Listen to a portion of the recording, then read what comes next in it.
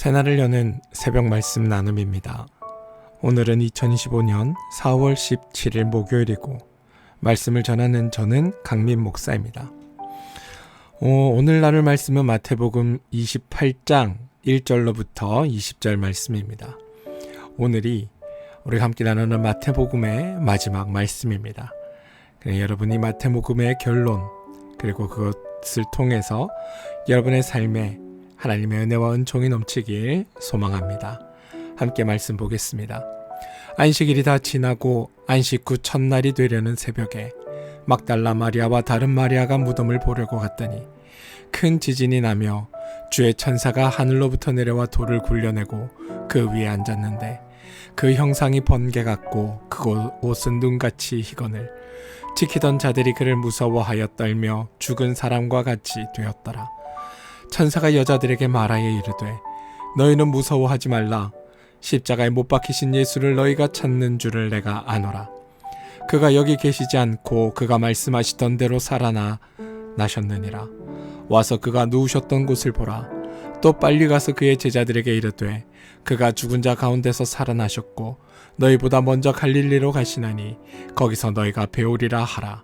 보라, 내가 너희에게 일렀느니라 하거늘. 그 여자들이 무서움과 큰 기쁨으로 빨리 무덤을 떠나 제자들에게 알리려고 다름질할세 예수께서 그들을 만나 이르시되 평안하냐 하시거늘 여자들이 나아가 그 발을 붙잡고 경배하니 이에 예수께서 이르시되 무서워하지 말라. 가서 내 형제에게 갈릴리로 가라 하라. 거기서 나를 보리라 하시니라. 여자들이 갈새 경비병 중 몇이 성에 들어가 모든 이를 대제사장에게 알리니 그들이 장로들과 함께 모여 의논하고 군인들에게 돈을 많이 주며 이르되 너희는 말하기를 그의 제자들이 밤에 와서 우리가 잘 때에 그를 도둑질하여 갔다 하라. 만일 이 말이 총독에게 들리면 우리가 권하여 너희로 근심하지 않게 하라 하니 군인들이 돈을 받고 가르친 대로 하였으니 이 말이 오늘날까지 유대인 가운데 두루 퍼지니라.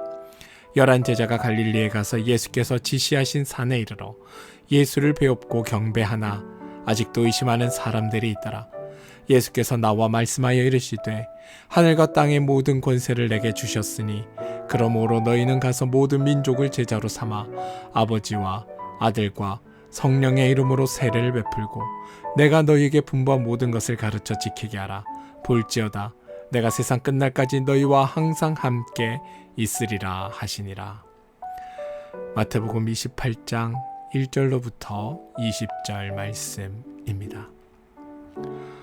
사람들은 자라면서 자기가 보고 듣고 배우며 몸에 밴 것들이 많이 있습니다. 우리는 흔히 뼛속까지 각인되어 있다라고 하는 것들입니다. 그래서 어떤 것들은 생각하지 않고 그냥 자연스럽게 내 안에 각인된 행동들이 나오게 되기도 합니다.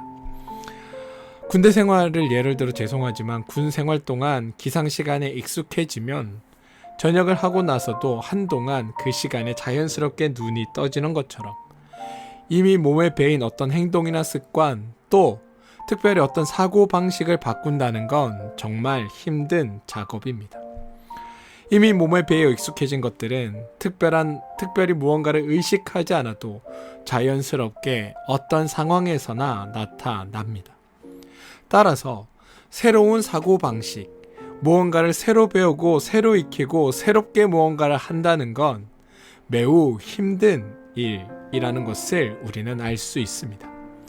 새로운 것을 내 몸에 익숙하게 하기 위해 새로운 방식을 내가 가지기 위해 새로운 사고방식을 내가 갖기 위해 우리는 의도적으로 의식하며 의도적으로 행하지 않으면 그것들이 우리 안에 자연스럽게 나타날 수 없음을 아셔야 합니다.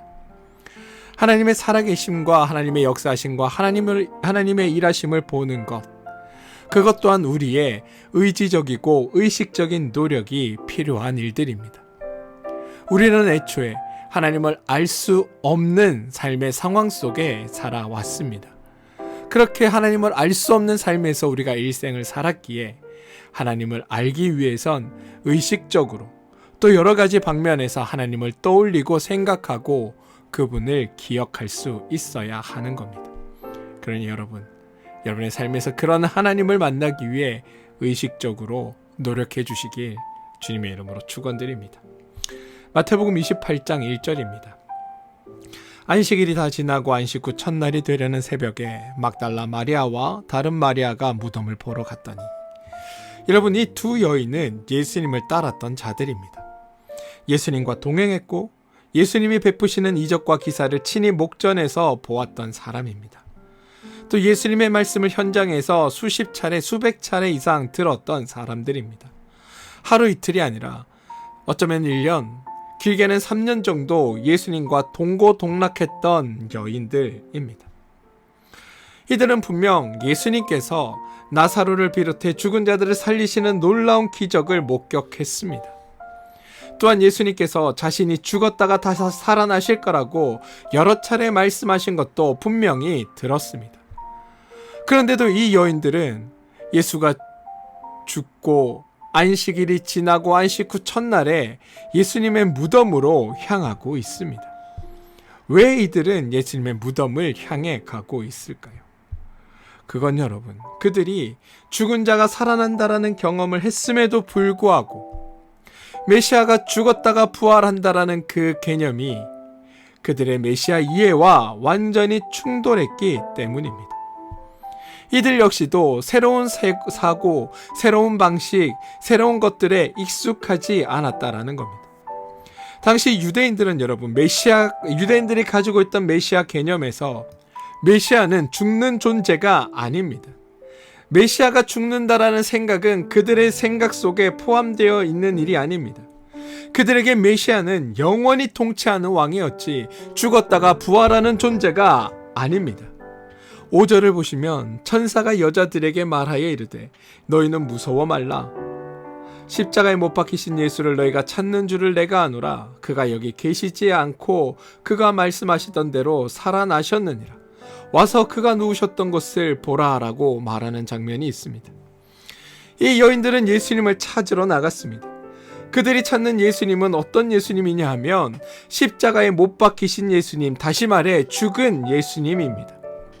죽은 예수님을 찾으러 가니까 무덤으로 달려갔던 겁니다.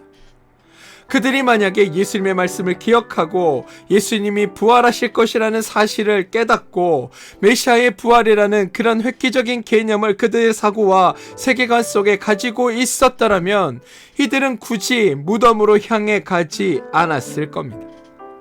8절과 9절을 보면 그 여자들이 무서움과 큰 기쁨으로 빨리 무덤을 떠나 제자들에게 알리려고 달려나갈 때 예수께서 그들을 만나 이르시되 평안하냐 하시거늘 여자들이 나아가 그의 발을 붙잡고 경배하니 라고 되어 있습니다.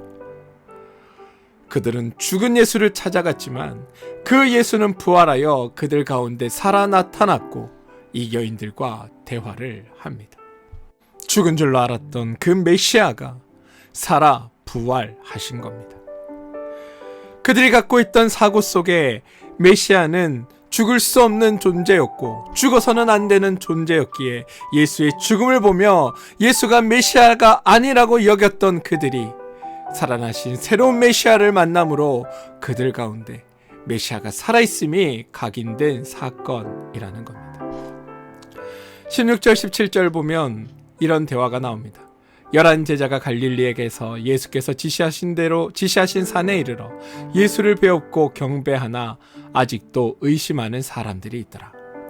여러분, 원래 16절과 27절은 헬라어 원문의 문법으로 보면 주어가 동일합니다.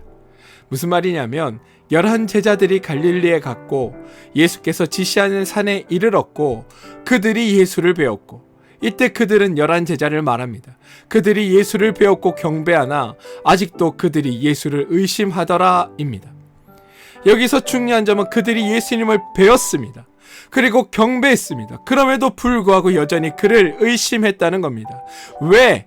메시아가 죽었다가 부활한다는 개념을 온전히 받아들일 수 없었기 때문입니다. 그들은 죽은 자가 살아나는 기적을 이전에 목격했습니다. 나사로를 통해 죽은 나사로가 살아나는 것을 그들은 예수를 통해 경험했습니다. 그런데 그럼에도 불구하고 부활하신 예수를 보며 메시아가 죽었다 살아났다는 개념을 이해할 수 없었기에 그들은 의심할 수밖에 없었던 겁니다. 기존의 사고방식과 충돌한 사건이 그들에게 있었던 겁니다. 무덤으로 달려간 두 여인이나 예수를 만난 제자들이나 전부 이전의 사고방식에 사로잡혀 있을 뿐 하나님의 관점, 기독교적 사고방식과는 아직 무관했다. 이게 성경의 고백입니다. 우리가 쉽게 하나님을 하나님이라 고백하면서도 하나님의 뜻과 하나님의 생각과 하나님의 의지와 하나님의 관점을 가지고 살아가지 못하는 이유도 사실 이와 마찬가지입니다. 우리가 기존에 가지고 있던 생각, 우리가 세상 가운데 평생 살면서 주입받으며 살았던 그 생각과 하나님 나라의 방식이 여전히 다름에도 불구하고 우리는 그 하나님의 나라의 방식이 낯설고 어렵습니다. 그래서 그 방식을 우리가 습득하고 우리의 것으로 하기 위해 우리는 의도적인 노력들이 필요한 겁니다. 그래서 우리의 삶에서 하나님의 일하심과 역사하심과 그분의 은혜 베푸심을 볼 수 있는 연습들을 끊임없이 해나가야 한다는 겁니다. 물론 쉬운 일은 아닙니다. 내가 하고자 결심했다고 나에게 당장 이루어지는 일도 아닙니다. 사고를 바꾸는 게 얼마나 어려운가? 자, 예를 한번 들어보겠습니다. 어떤 한 가정에 아내가 좋은 대화법에 관한 세미나를 다녀왔다고 합니다. 돌아와서는 우리 집도 이제 대화법을 바꾸자라고 이야기합니다. 그러면서 하는 말이 꾸나요법과 꺼야요법을 사용하자라고 이야기했습니다. 이 아내가 배워온 꾸나요법은 그랬었구나, 마음이 아팠겠구나, 속이 상했구나처럼 상대방을 이해하는 방식이었고, 꺼야요법은 잘 될 거야, 이루어질 거야, 넌 할 수 있을 거야처럼 상대방을 격려하는 방식이었습니다. 가족들은 이 이야기를 듣고 이것이 우리의 가정에 평안과 기쁨과 용기와 격려를 줄 수 있는 좋은 방법이구나 라고 생각했습니다. 그래서 이 말처럼 꾸나요법과 꺼야요법을 이 가정에 실천하기로 한 겁니다. 그런데 한 일주일쯤 하니 이게 생각보다 쉽지 않았다고 합니다. 그러던 중에 아내가 늦잠을 자게 되었고 아이는 그 덕에 아침도 챙겨 먹지 못하고 부랴부랴 서둘러 학교에 가게 되는 일이 발생합니다. 남편은 그런 아내의 상황을 보고 아내를 향해 늦게 일어났구나, 애한테 미안하겠구나, 자책감이 많이 들겠구나 라고 말하였더니 아내는 화를 버럭 내며 다시는 꾸나라고 하지 말라고 했다는 겁니다. 저희 집 이야기가 아닙니다, 여러분. 무슨 말이냐면 외적인 노력과 실행만으로 진정한 변화를 일으키지 않을 수 있다는 겁니다. 우리가 하나님을 보려고 노력하고 하나님을 애써 만나려고 해도 사실 그게 쉽지 않은 까닭이 바로 여기에서 기인합니다. 그런데 여러분, 그렇다고 이 일을 포기할 일도 아닙니다. 우리에게 생기는 그 하나님을 발견하는 일은 하나님이 우리 가운데 이루시는 일이기 때문입니다. 외형적인 노력으로 진정한 변화가 당장 주어지지 않지만 하나님은 우리를 존재론적으로 변화시키십니다. 그래서 우리의 눈으로는 볼 수 없는 것들을 보게 하시고 우리의 눈으로는 경험할 수 없는 것들을 경험하게 하시고 우리로서는 알아차릴 수 없는 것들을 알아차리게 하시는 분이 하나님이십니다. 우리가 그런 노력들 가운데 있다면 하나님은 우리의 노력들을 그 일이 가능한 것들로 바꾸시고 만드신다는 겁니다. 하나님은 실제로 그 일을 우리 가운데 이루고 계시기 때문에 우리가 조금만 애를 써서 우리의 시선을 바꾸고 노력을 바꾸고 주님을 보려고 하면 그 일이 우리 가운데 이루어지고 경험되어진다는 것. 그러니 여러분, 하나님을 보는 일에, 하나님이 하시는 일에, 하나님의 역사를 경험하며 하나님의 사람으로 살아가는 일에 여러분 포기하지 마시고 주님을 보는 연습들을 해나가시길 바랍니다. 오늘 말씀과 관련해서 한 가지 이야기 드릴 것이 있습니다. 성경을 보면 예수님이 부활하신 후 제자들에게 나타나셔서 하신 말씀에 공통된 점이 있습니다. 먼저 마태복음 28장 9절인데요. 예수께서 그들을 만나 이르시되 평안하냐 하시거늘. 누가복음 24장 36절을 보시면 이 말을 할 때에 예수께서 친히 그들 가운데 서서 이르시되 너희에게 평안이 있을지어다.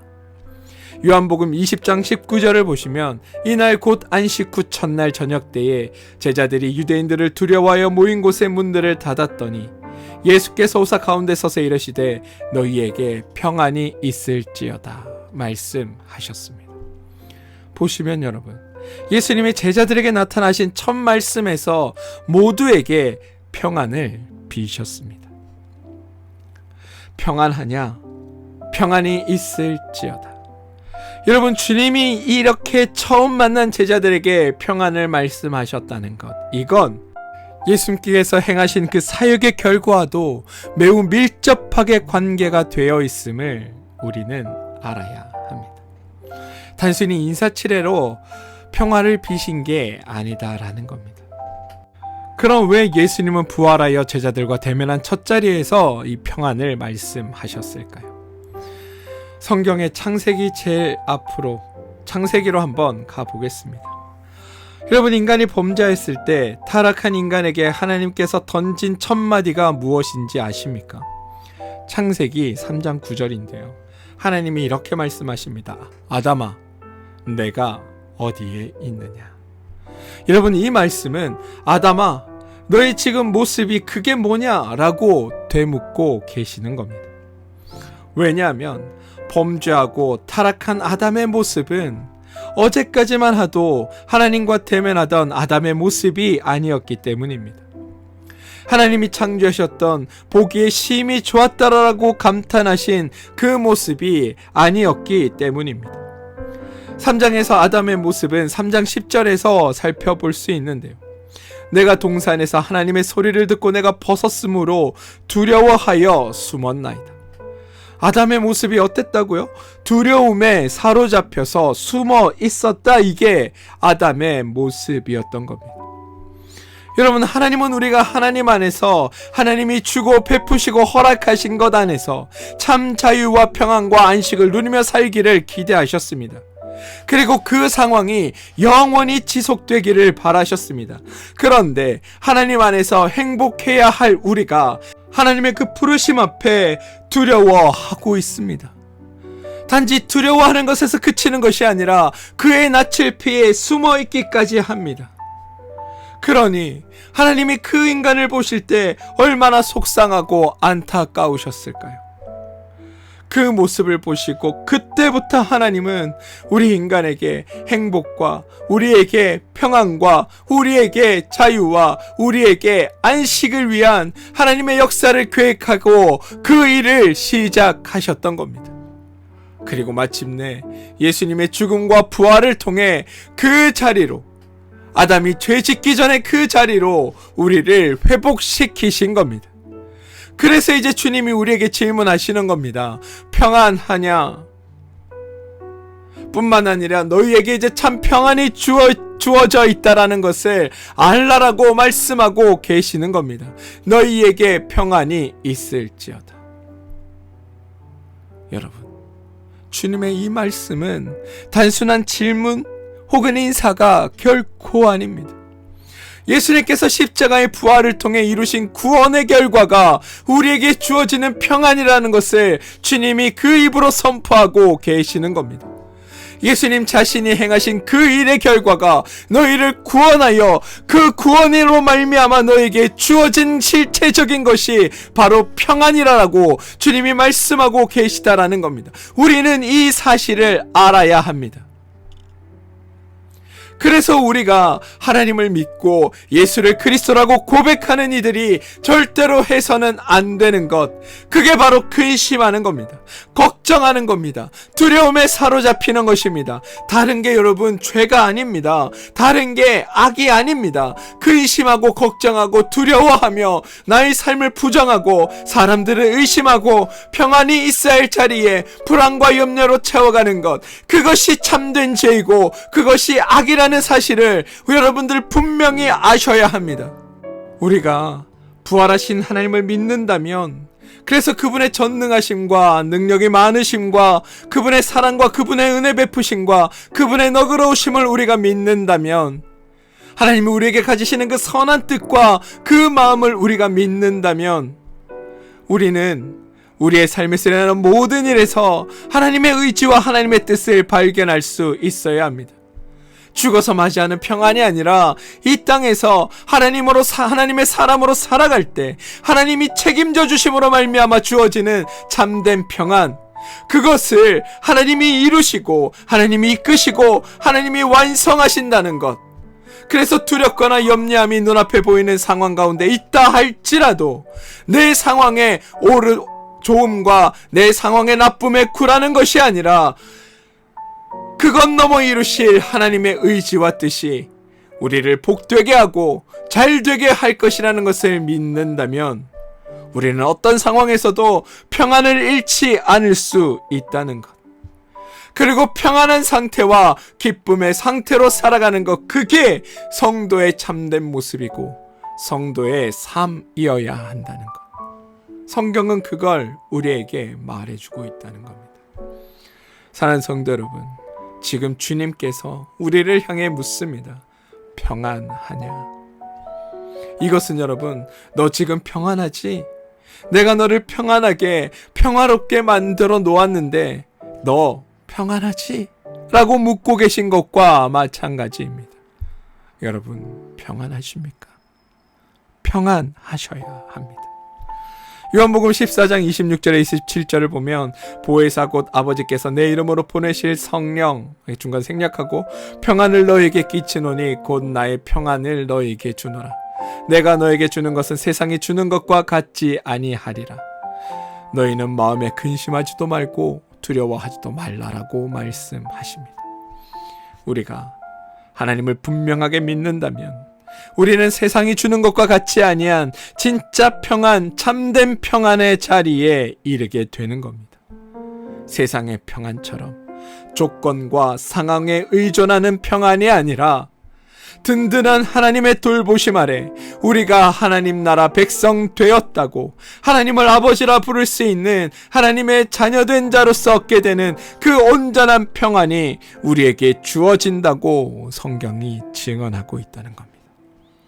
그리고 이것은 하나님께서 일하시고 행하시고 하나님께서 완성하신 평안이기에 결코 사라지지 않을 평안이라고 우리에게 말씀하고 계시다라는 겁니다. 사랑하는 성도 여러분, 저는 이런 평안이 여러분 안에 가득하시길 소망합니다. 제가 앞서 하나님의 일하심을 봐야 한다, 하나님의 역사하심과 살아계심을 우리가 볼 수 있어야 한다. 그런데 이것을 무엇으로 볼 것인가? 나에게 일어나는 일들을 통해 나에게 주어지는 평안이 있다면 그것이 하나님의 일하심과 역사하심을 보는 눈이라는 것. 여러분, 그 사실을 기억하시기 바랍니다. 오늘은 마태복음의 마지막 날입니다.